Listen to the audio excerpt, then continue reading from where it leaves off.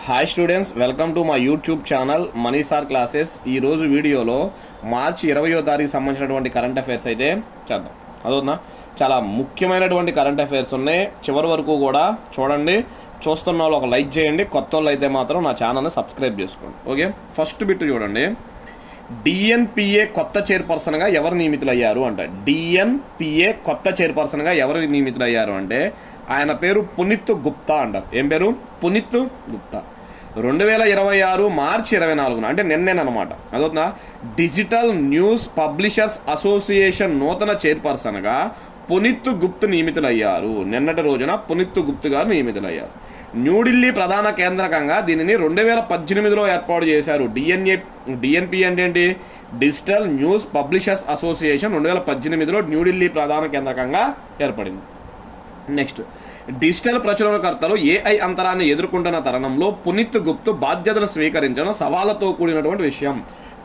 ప్రస్తుతం అంతా కూడా ఏఐఏ కదా, నీకు ఎటువంటి డౌట్ వచ్చినా ఎటువంటి న్యూస్ కావాలన్నా ఏఐని అడిగితే చెప్పేసిద్ది అనమాట. అలాంటి సమయంలో మరి ఈయన న్యూస్ని ఎలా తీసుకెళ్తాడు అనేదే చాలా సవాళ్లతో కూడిన విషయం అన్నమాట. ఇప్పటి వరకు ఈ స్థానంలో మరియన్ మమ్మేన్ మ్యాథ్యూ అనే మహిళ ఉంది. అదొందా ఇప్పటివరకు ఒక మహిళ ఉందంట. ఆ మహిళ వెళ్ళిపోయి ఇప్పుడు పునీత్ గుప్తా వచ్చారనమాట. ఓకే, నెక్స్ట్ చూడండి రెండో బిట్. క్రైస్తవం స్వీకరించిన వ్యక్తులు ఎస్సీల కిందకు రారు అని ఏ న్యాయస్థానం తీర్పునిచ్చింది అంటే సుప్రీంకోర్టు తీర్పునిచ్చింది. Very very important bit. అదవుతుందా? క్రైస్తవం స్వీకరించిన వ్యక్తులు ఎస్సీలకి రారు. అదవుతుందా? ఎందుకంటే క్రైస్తవం అనేది ఎస్సీల కింద లేదన్నమాట. ఓకే, ఇప్పుడు మీరు ఎస్సీల సర్టిఫికేట్లో చూసారనుకోండి, అక్కడ హిందూ అనే ఉంటుంది. ఎస్సీ సర్టిఫికేట్లో ఏమని ఉంటుంది? హిందూ అనే ఉంటుంది. మరి వాళ్ళు హిందూ కాకుండా క్రైస్తవ మతంలోకి మారితే అప్పుడు వాళ్ళు ఏ హోదాను కోల్పోతారు? ఎస్సీ హోదాని కోల్పోతారని సుప్రీంకోర్టు స్పష్టం చేసిందన్నమాట. ఓకే, చూడండి, క్రైస్తవ మతంలోకి మారి దాని గురించి క్రియాశీలకంగా బోధిస్తూ పాటించే వ్యక్తులు ఎస్సీల కిందకు రారని సుప్రీంకోర్టు స్పష్టం చేసింది. క్రైస్తవ మతంలోకి మారి దాని గురించి క్రియాశీలకంగా బోధిస్తూ పాటిస్తూ ఉండే వ్యక్తులు ఎస్సీల కిందకు రారంట. ఈ అంశంపై Andhra Pradesh high court 2025 April 30 last year April 30వ తారీఖు ఇచ్చిన తీర్పును సమర్థిస్తూ, అంటే అప్పుడు ఆంధ్రప్రదేశ్ హైకోర్టు కూడా అదే విషయం చెప్పిందనమాట. అదొందా దాన్ని సమర్థిస్తూ జస్టిస్ ప్రశాంత్ కుమార్ మిశ్రా, జస్టిస్ మన్మోహన్లతో కూడిన ధర్మాసనం మార్చి 24న తీర్పును వెలువరించింది. నిన్నటి రోజున తీర్పునైతే రిలీజ్ చేసిందన్నమాట. హిందూ, బౌద్ధ, సిక్కు మతాల మినహా ఏ మతాల వారు ఎస్సీల కిందకి రారని స్పష్టం చేసింది. భారతదేశంలో ఎవరు ఎస్సీలు అవుతారు? అయితే హిందూ మతం వాళ్ళు అవ్వాలి, లేదా బౌద్ధ మతం వాళ్ళు అవ్వాలి, లేదా సిక్కు మతాల వాళ్ళు అవ్వాలి. వీళ్ళే ఎస్సీల కిందకు వస్తారు. క్రైస్తవ మతం అనేది భారతదేశ మతం కాదు. సో క్రైస్తవ మతంలోకి వెళ్ళిన వాళ్ళు ఎస్సీల కిందకు రారు అని చెప్పిందన్న. ఈ 3 మతాలు మినహాయించి ఇతర మతాల్లోకి మారిన వారు వెంటనే ఎస్సీ హోదాను కోల్పోతారని పేర్కొంది. ఎస్సీ వ్యక్తులు క్రైస్తవంలోకి మారిన రోజే ఎస్సీ హోదా కోల్పోతారంటూ ఆంధ్రప్రదేశ్ హైకోర్టు ఇచ్చిన తీర్పును సవాలు చేస్తూ బాపట్ల జిల్లా ఆంధ్రప్రదేశ్లో ఉంటుంది. ఆంధ్రప్రదేశ్లోని బాపట్ల జిల్లా పిట్టలవారిపాలెం మండలం కొత్తపాలెం గ్రామానికి చెందిన చింతాడ ఆనంద్, ఆయన పేరు అన్నమాట, చింతాడ ఆనంద్ దాఖలు చేసిన పిటిషన్పై సుప్రీంకోర్టు గత ఏడాది ఆగస్టు 26న విచారణ ముగించి తీర్పు రిజర్వ్ చేసింది. లాస్ట్ ఇయర్ ఆగస్టునే అయిపోయిందంట. తీర్పును రిజర్వ్ చేసి ఇప్పుడు ఆ తీర్పునైతే వెలువరించింది. నెక్స్ట్, ఎస్సీల కిందకు ఎవరు వస్తారు అనేది రాజ్యాంగ ఉత్తర్వులు, ఎస్సీ ఉత్తర్వులు 1950లో స్పష్టంగా ఉంది. ఎవరెవరు ఎస్సీ కిందకు వస్తారనేది దాంట్లోనే ఉంది. దాంట్లో అయినా ఏముంది? హిందువుల్లో కొంతమంది ఎస్సీల కిందకి, బౌద్ధుల్లో కొంతమంది ఎస్సీల కిందకి రావచ్చు, సిక్కుల్లో కొంతమంది రావచ్చు, కానీ క్రైస్తవ మతంలో ఎస్సీలు అనేవాళ్ళు ఉండరు అని చెప్పింది అన్నమాట. ఓకే, నెక్స్ట్, ఈ ఉత్తర్వుల్లోని అదొక ఏది? రాజ్యాంగ ఉత్తర్వులు 1950 అనమాట. ఈ ఉత్తర్వులోని క్లాస్ 3లో పేర్కొన్న మతాలు మినహాయించి మిగిలిన ఏ మతంలోకి మారినా పుట్టుకతో సంబంధం లేకుండా ఆటోమేటిక్గా ఎస్సీ హోదా పోతుంది. అదొక అలా ఎస్సీ హోదా అయితే పోతుందన్నమాట. ఒక మతాన్ని అనుసరిస్తూ మరోవైపు చట్టబద్ధమైన ప్రయోజనాల కోసం ఎస్సీలకు చెందిన వారిగా చెప్పుకోవడం కుదరదని సుప్రీంకోర్టు తెలిపింది. నువ్వు క్రైస్తవ మతం ఇష్టం, నువ్వు క్రైస్తవ మతంలోకి వెళ్ళిపోయావు, కానీ ఎస్సీల రిజర్వేషన్ ఉపయోగించుకుంటాం, ఎస్సీల గవర్నమెంట్ జాబులు కావాలి అంటూ నువ్వు ప్రయోజనాల కోసం ఎస్సీలుగా చెందిన వారిగా చెప్పుకోవడం కుదరదు అని చెప్పి సుప్రీంకోర్టు అయితే తెలిపిందన్నమాట. ఓకే, అది ఎస్సీలకు సంబంధించినటువంటి విషయాలు సుప్రీంకోర్టు ఇచ్చింది, గుర్తుపెట్టుకోండి, ఇంపార్టెంట్. నెక్స్ట్ దాని తర్వాత చూడండి 3. ఐపీఎల్లో రాజస్థాన్ రాయల్స్ ఫ్రాంచైజీని ఎవరు కొనుగోలు చేశారు? చూడండి, ఐపీఎల్ జట్టును ఒకరు కొనుక్కున్నారు. ఎంత కొనుక్కున్నారు? అదొన్న ఎవరు కాదు, ఇక్కడ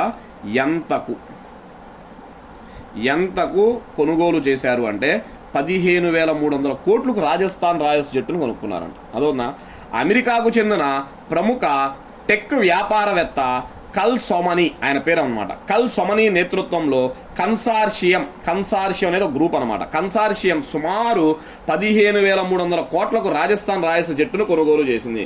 కొన్న వ్యక్తి ఎవరు అంటే మాత్రం కల్ సొమానీ. అదోనా ఆయన గ్రూప్ ఏంటి అంటే కన్సార్షియం అనమాట. కల్ సొమానీతో పాటు రిటైల్ దిగ్గజం వాల్మార్ట్కు చెందిన Rob Walton, Ford Motor Company యజమాని హంప్ కుటుంబం కన్సార్షియంలో సభ్యులు. ఈ గ్రూప్లో ఎవరెవరు సభ్యులు ఉన్నారు? ఇంకా రాబ్ వాల్టన్ ఉన్నాడంట, హంప్ కుటుంబం కూడా ఉందంట. అదవుందా? నెక్స్ట్, ఐపీఎల్ ప్రారంభం నుంచి ఆర్సీబీని నడిపిస్తున్న యునైటెడ్ స్పిరిట్స్ లిమిట్ సంస్థ. చూడండి, ఆర్సీబీ అంటే ఏంటి? మళ్ళా royal Challengers Bengaluru. Last time IPL కొట్టింది ఎవరు?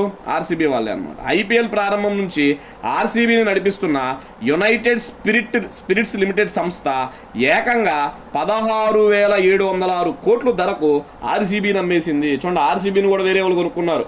ఇప్పటివరకు ఆర్సీబీ ఎవరి చేతిలో ఉంది? యునైటెడ్ స్పిరిట్స్ లిమిటెడ్ సంస్థ చేతిలో ఉంది. ఇప్పుడు వేరే వాళ్ళ చేతిలోకి వెళ్ళిపోయింది. మరి ఎవరు కొనుక్కున్నారు? Aditya Birla group, Times of India, Bold Ventures, BXPE, Blackstone సంస్థలు కలిసి ఆర్సీబీని కొనుగోలు చేశాయి. అదోనా ఆర్సీబీని 16,706 కోట్లు పెట్టి ఈ సంస్థలు అన్నీ కలిసి కొనుగోలు అయితే చేశాయి.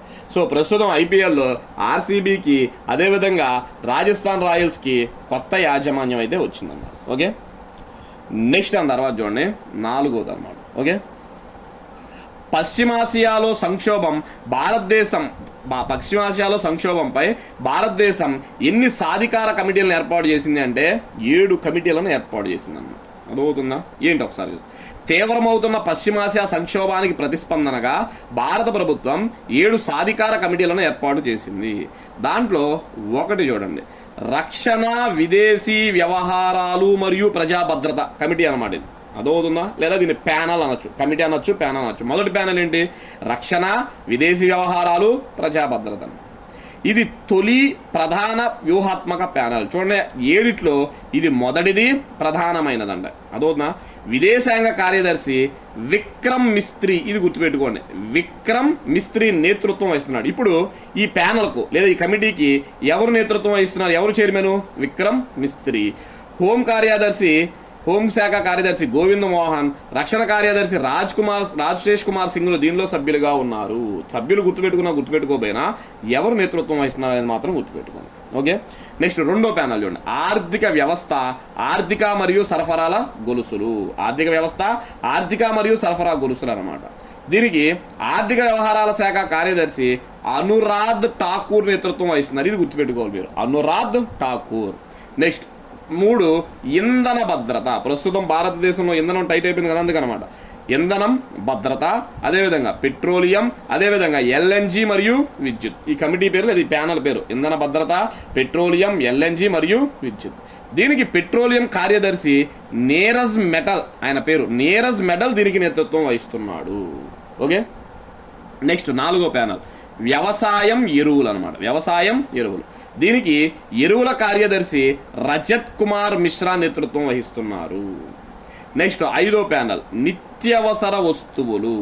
వినియోగదారుల వ్యవహారాల కార్యదర్శి నిధి ఖరే నేతృత్వం వహిస్తున్నారు. నెక్స్ట్ దాని తర్వాత 6, రవాణా, లాజిస్టిక్స్ మరియు వాణిజ్య మార్గాలు. అదోనా? దీన్ని sports, shipping and water ways secretary Vijay Kumar నేతృత్వం వహిస్తున్నాడు. ఎవరు? విజయ్ కుమార్ నేతృత్వం వహిస్తున్నాడు. నెక్స్ట్ లాస్ట్ అనమాట 7, సమాచారం, ప్రసారం మరియు ప్రజా భాగస్వామ్యం. ప్యానల్ పేరు సమాచారం, ప్రసారం మరియు ప్రజా భాగస్వామ్యం. దీనికి సమాచార ప్రసార శాఖ కార్యదర్శి సంజయ్ జుజు నేతృత్వం వహిస్తున్నాడు. ఎవరు? సంజయ్ జుజు. మిమ్మల్ని ఇంత డీటెయిల్గా అడగకపోవచ్చులే కానీ ఎన్ని కమిటీలు వేశారని మాత్రం అడగచ్చు. గుర్తుపెట్టుకోండి, 7 కమిటీలను అయితే వేశారనమాట. ఓకే, నెక్స్ట్ దాని తర్వాత చూడండి 5వ బిట్ అనమాట. అదవుతుందా? 5 చూడండి, జలజీవన్ మిషన్లో భాగంగా ఏ సంవత్సరం నాటికి గ్రామాల్లో ప్రతి ఇంటికి నీరు అందించనున్నట్లు, ఇక్కడ మీరు కాదు నీరు ఏంటిది నీరు అందించనున్నట్లు ఆంధ్రప్రదేశ్ ప్రభుత్వం వెల్లడించింది అంటే 2028 నాటికి. జలజీవన్ మిషన్లో భాగంగా 2028 నాటికి గ్రామాల్లో ప్రతి ఇంటికి కుళాయిల ద్వారా సురక్షిత తాగునీరు అందించే లక్ష్యంతో ఆంధ్రప్రదేశ్ ప్రభుత్వం పనిచేస్తుందని ముఖ్యమంత్రి చంద్రబాబు వివరించారు. ఇందుకోసం 2025 సెప్టెంబర్లోనే లాస్ట్ ఇయర్ సెప్టెంబర్లోనే సమగ్ర విధానాన్ని ప్రకటించినట్లు గుర్తు చేశారు. జలజీవన్ మిషన్ 2.0పై జలజీవన్ మిషన్ 2.0పై ఢిల్లీలో మార్చి 24 అంటే నిన్నేనమాట మార్చి 24న కేంద్ర రాష్ట్ర ప్రభుత్వాల మధ్య అవగాహన ఒప్పందం కుదిరింది. ఈ ఒప్పందం ద్వారా 2028 డిసెంబర్ నాటికి హర్ ఘర్ జల్ సహకారం చెయ్యాలనేది లక్ష్యం. అదవుతున్నా 2028 నాటికి హర్ ఘర్ జల్ ప్రతి ఇంటికి నీరు అందించాలనేదే లక్ష్యంగా అయితే పెట్టుకున్నారు. ఇంపార్టెంట్ బిట్టే గుర్తుపెట్టుకోండి. ఓకే, నెక్స్ట్ దాని తర్వాత చూడండి ఆల్రెడీ ఈ బిట్ ఒక 4 days బ్యాక్ వచ్చింది, మళ్ళీ ఇప్పుడు వచ్చింది చూడండి. అదవుతున్నా యూనిఫామ్ సివిల్ కోడ్ యూసీసీ అంటారు. దీని తెలుగులో అయితే ఉమ్మడి పౌర స్మృతి అంటారు. ఏమంటారు? ఉమ్మడి పౌర స్మృతి. ఇంగ్లీష్లో అయితే యూసీసీ యూనిఫామ్ సివిల్ కోడ్ బిల్లును ఆమోదించిన 2వ రాష్ట్రంగా ఏది నిలిచింది అంటే గుజరాత్. ఏ రాష్ట్రం? గుజరాత్ అన్న. 2026 మార్చి 24న నిన్నటి రోజున రాష్ట్ర శాసనసభలో యూనిఫామ్ సివిల్ కోడ్ బిల్లు 2026 ఆమోదించడం ద్వారా గుజరాత్ రాష్ట్ర ప్రభుత్వం చరిత్ర సృష్టించింది. గుజరాత్ ముఖ్యమంత్రి భూపేంద్ర పటేల్ ప్రవేశపెట్టిన ఈ బిల్లు అన్ని మతాలకు చెందిన వివాహం, విడాకులు, వారసత్వం, సహజీవన సంబంధాల కోసం ఒకే ఉమ్మడిపరమైన చట్టాన్ని ప్రతిపాదిస్తుంది. అదవుతుందా చూడండి, అందరికీ ఒకే చట్టం. యూనిఫామ్ సివిల్ కోడ్ అప్లై చేస్తే అందరికీ ఒకే చట్టం. వేటిల్లో? వివాహం, విడాకులు, వారసత్వం, సహజీవన సంబంధాలు, వీటికి సంబంధించి అందరికీ ఒకే చట్టం. ఉత్తరాఖండ్ రాష్ట్రం తర్వాత ఇది గుర్తుపెట్టుకోండి. ఫస్ట్ రాష్ట్రం ఏంటి? యూసీసీని అమలు చేసిన ఫస్ట్ రాష్ట్రం ఉత్తరాఖండ్. ఉత్తరాఖండ్ రాష్ట్రం ద్వారా తర్వాత యూసీసీ చట్టాన్ని అమలు చేసిన 2వ రాష్ట్రంగా గుజరాత్ నిలుస్తుంది ఇంకా, ఎందుకంటే బిల్లు పాస్ అయింది, అమలు చేయలే ఇంకా. ఓకే, ఈ బిల్లులో షెడ్యూల్డ్ తెగలకు అంటే ఎస్టీలకు కొన్ని నిర్దిష్ట సమూహాలకు మినహాయింపు కల్పించారు. మెయిన్గా ఎస్టీలకు అయితే మినహాయింపు కల్పించారు. నెక్స్ట్, ఎందుకు కల్పించారు? భారత రాజ్యాంగంలో 5వ మరియు 6వ షెడ్యూల్ కింద గిరిజన వర్గాలకు ప్రత్యేక రక్షణ ఉన్నందున ఈ మినహాయింపును కల్పించారు. రాజ్యాంగంలోని 4వ భాగంలోని ఆదేశక సూత్రాల్లో directive principles of state policy అంటారనమాట. ఆదేశక సూత్రాలలో ఆర్టికల్ 44 అనేది ఉమ్మడి పౌర స్మృతిని తెలియజేస్తుంది. ఇంపార్టెంట్. అదవుతున్న ఆదేశక సూత్రాలలో ఆర్టికల్ 44 అనేది ఉమ్మడి పౌర స్మృతిని తెలియజేస్తుంది. మీకు ఆల్రెడీ అంత ముందు చెప్పా, ఆదేశక సూత్రాలు అన్నింటిలో కూడా డైరెక్టివ్ ప్రిన్సిపల్స్ అన్నింటిలో కూడా అత్యంత వివాదాస్పద ఆర్టికల్ ఏది అంటే ఆర్టికల్ 44 అనేది అత్యంత వివాదాస్పద ఆర్టికల్ అనమాట. అదవుతుందా? నెక్స్ట్ దాని తర్వాత చూడండి 7వ బిట్ అనమాట. ఆంధ్రప్రదేశ్ రాష్ట్ర న్యాయ సేవాధికార సంస్థ ఎగ్జిక్యూటివ్ చైర్పర్సన్గా ఎవరు నియమితులయ్యారు అంటే జస్టిస్ లీసా గిల్ అంటారు. ఆంధ్రప్రదేశ్ రాష్ట్ర న్యాయ సేవాధికార సంస్థ ఎగ్జిక్యూటివ్ చైర్మన్గా ఎవరు? ఎగ్జిక్యూటివ్ చైర్మన్ ఈసీ అంటారు అనమాట. జస్టిస్ లీసా గిల్ నియమితులయ్యారు. మొన్నే ఏమో న్యాయమూర్తిగా వచ్చారని చెప్పా. రేపు ఏప్రిల్లో ఏమో ఆంధ్రప్రదేశ్ రాష్ట్రానికి సీజే చీఫ్ జస్టిస్ అవ్వబోతుంది, మొదటి మహిళగా అని కూడా మీకు ఆల్రెడీ చెప్పా. ఓకే, హైకోర్టులో ప్రధాన న్యాయమూర్తి తర్వాత సీనియారిటీలో 2వ స్థానంలో ఉన్న న్యాయమూర్తిని ఎగ్జిక్యూటివ్ చైర్పర్సన్గా నియమించడం సంప్రదాయంగా వస్తుంది. అంటే సీజే అంటే ఎవరు? సుప్రీంకోర్టు ప్రధాన న్యాయమూర్తి. సీజే తర్వాత ఎగ్జిక్యూటివ్ చైర్పర్సన్గా ఎవరిని? నెక్స్ట్ సీనియారిటీ ఉన్న పర్సన్నే పెడతారన్న. హైకోర్టు ప్రధాన న్యాయమూర్తిని సంప్రదించిన తరువాత ఎగ్జిక్యూటివ్ చైర్మన్ని గవర్నర్ నామినేట్ చేస్తాడు. అదవుతుందా? ఎవరు నామినేట్ చేస్తారు? గవర్నర్. ఆంధ్రప్రదేశ్ హైకోర్టు ప్రధాన న్యాయమూర్తి ఎవరు అంటే జస్టిస్ ధీరజ్ సింగ్ ఠాకూర్ అనమాట. ఎవరు? జస్టిస్ ధీరజ్ సింగ్ ఠాకూర్. నెక్స్ట్ చూడండి 8వ బిట్. అంతర్జాతీయ గర్భస్థ శిశు దినోత్సవం, international day of unborn child అంటారు. ఇవ్వాలి అనమాట మార్చి 25వ తారీఖు. దాని గురించి నాకు పాయింట్ ఏం దొరకలా, లైట్ వదిలేసి. Next 9. Janata Dal United JDU party అధ్యక్షుడిగా ఎవరు ఏకగ్రీవంగా ఎన్నికయ్యారు అంటే నితీష్ కుమార్. ఎవరు? నితీష్ కుమార్. బీహార్ ముఖ్యమంత్రి నితీష్ కుమార్ జేడీయూ అధ్యక్షుడిగా మార్చి 24న ఏకగ్రీవంగా ఎన్నికయ్యారు. పార్టీ అధ్యక్ష పదవికి లలన్ సింగ్, ఎవరు లలన్ సింగ్ 2023 డిసెంబర్లో రాజీనామా చేసినప్పటి నుంచి నితీష్ ఆ పదవిలోనే ఉన్నారు. అదవుతుందా, 2023 నుంచి ఆయన పదవిలోనే ఉన్నారు. ఇటీవల రాజ్యసభ సభ్యుడిగా నితీష్ కుమార్ విజయం సాధించిన విషయం మనకు తెలిసిందే. ఈయన సీఎం పదవిని వదిలేసి రాజ్యసభ సభ్యుడిగా వెళ్తున్నాడని కూడా మీకు చెప్పా. అదవుతుందా, తాజాగా అంటే ఈయన రాజ్యసభ సభ్యుడికి వెళ్ళిపోతున్నాడు కదా, అందుకని కొత్త అధ్యక్షుడికి ఎన్నికలు పెట్టారన్నమాట. తాజాగా పార్టీ అధ్యక్ష పదవికి జరిగిన ఎన్నికల్లో ఎవరూ పోటీ చేయడానికి నామినేషన్ దాఖలు చేయకపోవడంతో నితీష్ కుమార్ ఎన్నిక ఏకగ్రీవం అయినట్లు రిటర్నింగ్ అధికారి అనిల్ ప్రసాద్ హెగ్డే తెలిపారు. అదవుతుందా, ఎవరు రిటర్నింగ్ అధికారి ఎవరు అవ్వలేదు కాబట్టి ఏకగ్రీవంగా నిన్నే పార్టీకి అధ్యక్షుని చేస్తున్నామని చెప్పారు. జేడీయూ పార్టీని, జేడీయూ అంటే జనతాదళ్ యునైటెడ్ పార్టీని 2003లో శరద్ యాదవ్, ఆయన పేరేం పేరు శరద్ యాదవ్, జార్జ్ ఫెర్నాండేజ్, నితీష్ కుమార్ వీళ్ళ ముగ్గురు కలిసి అయితే స్థాపించారు. జేడీయూ పార్టీ ఎన్నికల గుర్తేంటి అంటే బాణం అనమాట. ఏంటిది, బాణం గుర్తు అనమాట. నెక్స్ట్ దాని తర్వాత చూడండి 10. ఈ బిట్ కూడా ఆల్రెడీ 2 days బ్యాక్ చెప్పా, మళ్ళా వచ్చింది చూడండి. దేశంలో కారుణ్య మరణానికి అనుమతి పొందిన మొదటి వ్యక్తిగా ఎవరు నిలిచారు? హరీష్ రాణా. ఒక 4 days బ్యాక్ ఇది చెప్పాను. హరీష్ రాణా ఎప్పటి నుండో కోమాలో ఉన్నాడు, అతనికి కారుణ్య మరణాన్ని ప్రసాదించండి అని చెప్పి న్యాయస్థానానికి వాళ్ళ తల్లిదండ్రులు వెళ్ళారని చెప్పారు. ఆయన చనిపోయారన్నమాట.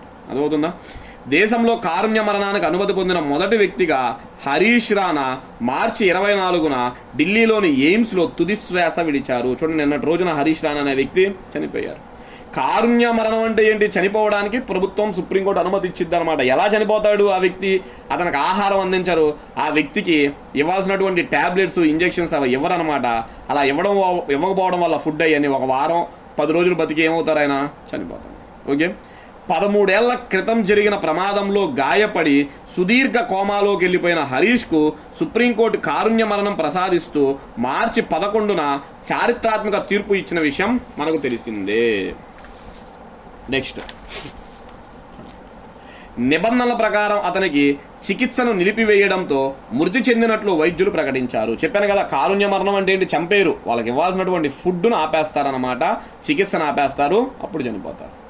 ఢిల్లీ సమీప గజియాబాద్కు చెందిన హరీష్ రాణా పంజాబ్ యూనివర్సిటీలో ఇంజనీరింగ్ చదువుతున్న రోజుల్లో 2013 ఆగస్టు 20న వసతి గృహ భవనం 4వ అంతస్తులోని బాల్కనీ నుంచి ప్రమాదవశాత్తు కిందకు పడిపోయి తలకు గాయమై కోమాలోకి వెళ్ళిపోయాడు. 2013 వెళ్ళి ఇంతవరకు రాలేదన్నమాట. కుమారుడి చికిత్స పేరుతో ఆర్థికంగా మానసికంగా చితికిపోయిన తల్లిదండ్రులు అతని కారుణ్య మరణానికి అనుమతి కోరుతూ దేశ అత్యున్నత న్యాయస్థానాన్ని ఆశ్రయించారు. మేము మానసికంగా ఆర్థికంగా ఉండలేకపోతున్నాం, ఆ పిల్లోడేమో బతకడు, మా వల్ల కాదు అని చెప్పి న్యాయస్థానాన్ని ఆశ్రయించారు. సుప్రీంకోర్టు తీర్పు అనంతరం హరీష్ను మార్చి 11 తీర్పునిచ్చిందనమాట. మార్చి 14న గజియాబాద్ ఇంటి నుంచి ఢిల్లీలోని ఎయిమ్స్కు తరలించి అక్కడ అతనికి అందించవలసిన చికిత్సను నిలిపివేయడంతో తుది శ్వాసనైతే విడిచాడు, చనిపోవడం అయితే జరిగింది. దీన్నే మనం ఏమంటాం? కారుణ్య మరణం అంటాం. హరీష్ రాణా ఢిల్లీ గజియాబాద్కి సంబంధించిన వ్యక్తి అన్నమాట. Okay, next 11. ప్రపంచంలోనే అత్యంత కాలుష్య దేశంగా 2025లో ఏది నిలిచింది అంటే పాకిస్తాన్ నిలిచింది అనమాట. ఏంటిది? పాకిస్తాన్. చూడండి, వాయు నాణ్యతను పరిష్కరించే స్విట్జర్లాండ్ సంస్థ యొక్క IQ-Air, అదోనా IQ-Air మార్చి 24న ఈ మేరకు నివేదికను విడుదల చేసింది. IQ-Air అనే ఒక సంస్థ నివేదికను విడుదల చేసింది. అది స్విట్జర్లాండ్ దేశానికి సంబంధించి. ప్రపంచంలో అత్యంత కాలుష్య దేశాల వరుసగా ఫస్ట్ పాకిస్తాన్, 2 బంగ్లాదేశ్, 3 తజికిస్తాన్. ఈ జాబితాలో భారతదేశం 6వ స్థానంలో ఉంది. ఇది ఇంపార్టెంట్. భారతదేశం ఎన్నో స్థానంలో ఉంది? 6వ స్థానంలో. మరోవైపు ప్రపంచవ్యాప్తంగా అత్యంత కలుషితమైన 10 నగరాలలో 5 భారతదేశంలోనే ఉన్నాయి. చూడండి, ప్రపంచవ్యాప్తంగా అత్యంత కలుషితమైన 10 నగరాలను చూస్తే ఆ 10లో 5 భారతదేశంలోనే ఉన్నాయి. ఉత్తరప్రదేశ్లోని గజియాబాద్ జిల్లాలో ఉన్న లోని అనే పట్టణం పేరేంటి? లోని అనే పట్టణం అత్యంత కలుషిత నగరాల జాబితాలో మొదటి స్థానంలో అయితే అదవుతుంది. సో ఇవి స్టూడెంట్స్ మనకి ప్రధానంగా ఈ రోజుకు సంబంధించినటువంటి కరెంట్ అఫైర్స్. ఓకే, మధ్యలో 10th 11th పెండింగ్ ఉన్నాయి, అడుగుతున్నారు చాలామంది ఈ పెండింగ్ ఉన్నాయి సార్ అని.